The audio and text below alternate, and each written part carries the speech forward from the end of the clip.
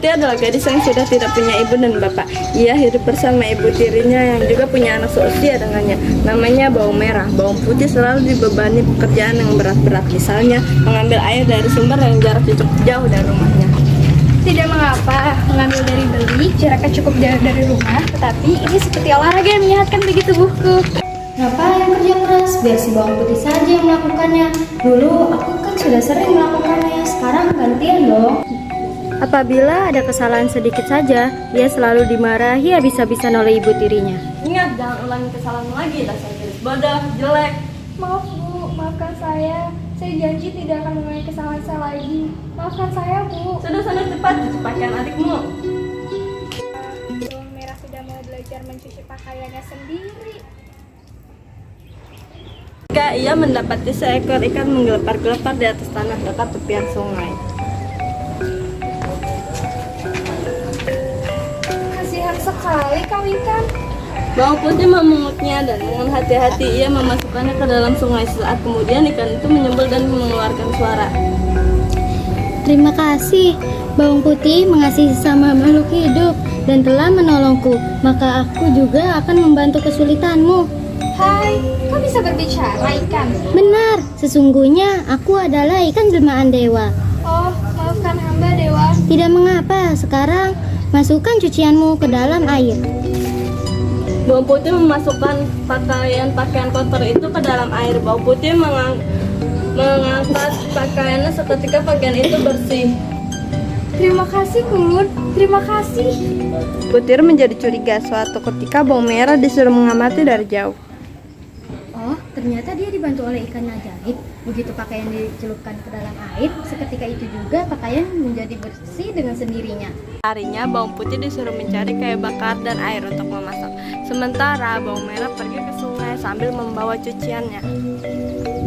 Pada saat itu ikan ajaib muncul. Ia langsung menyaring dan menangkapnya. Lepaskan aku, lepaskan aku. Apa? Melepaskanmu? Enak saja, kau selama ini sering membantu Bawang Putih.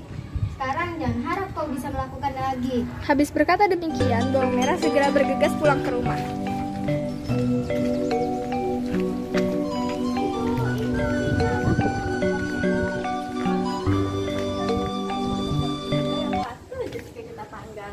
Jangan dipanggang Bu, kita goreng saja pasti lebih lezat. Baiklah, terserah kau saja. Lalu bagaimana dengan si Bawang Putih? Menurutku dia juga harus dapat bagian dari ikan ini. Bagian apanya? Bagian tulangnya.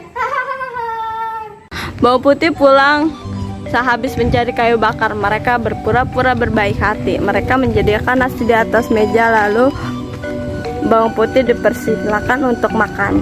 Ayo Bawang Putih, makanlah dulu, nasinya masih hangat dan ini berisi lauk yang lezat. Ayo cepatlah kau buka dan kau makan. Bawang Putih membuka bungkusan itu, ternyata berisi duri ikan emas. Kalian telah membunuh dan merasa ikan emasku. Teganya kalian. Tanpa banyak bicara, Bawang Putih membawa duri ikan itu ke halaman rumah dan menguburnya.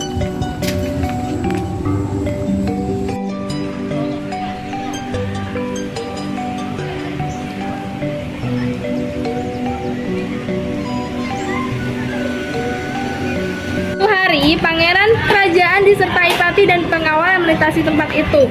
Pangeran bertanya, siapakah yang menanam bunga itu? Begitu melihat ada seorang pangeran, Bawang Merah dan ibunya segera menyambutnya. Hamba pangeran. Tamu penting, Bawang Putih ikut keluar rumah. Siapa nama? Oh, jadi kau yang bernama Bawang Putih. Tak lama aku mencari. Aku belum mendapat bisikan bahwa yang bernama Bawang Putih adalah istriku. Kau pasti Bawang Merah. Benar pangeran. Kau dan ibumu telah memakan ikan jelmaan dewa. Kau dan ibumu akan memakan isi ikan. Sejak pangeran berkata demikian, ibu dan anak yang jahat itu menjerit karena tubuhnya jadi bersisik. Ampun, balik dewa. Aduh. Pangeran mendapat mendekati bawang putih sambil bertanya. Bawang putih, maukah kamu jadi pendampingku? Bawang putih mengangguk pelan, wajah tertunduk malu. Demikian bawang putih yang baik hati dan senantiasa bersabar atas derita itu akhirnya diboyong ke istana untuk dijadikan istrinya pangeran. Mereka hidup bahagia sampai akhir hayat. Mendapati seekor ikan bergelapar di atas tanah dekat tepian sungai. Bawang putih pulang sehabis mencari kayu bakar. Mereka berpura-pura berbaik hati. Mereka menyediakan nasi di atas meja. Lalu bawang putih dipersilakan untuk makan. Ayo Bang Putih, makan dulu. Ini berisi lauk yang besar. Kesalahan sedikit saja dia Esokan harinya bawang putih disuruh mencari kayu bakar dan air untuk memasak. Sementara bawang merah pergi ke sungai dan mencuci pakaian. Saat pekerjaan yang berat dapat diselesaikan dengan cepat, si ibu tiri menjadi curiga ketika bawang. Pada saat ikan ajaib itu muncul.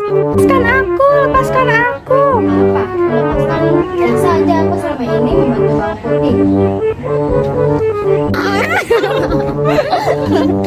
biar gedean mul ngomongnya ya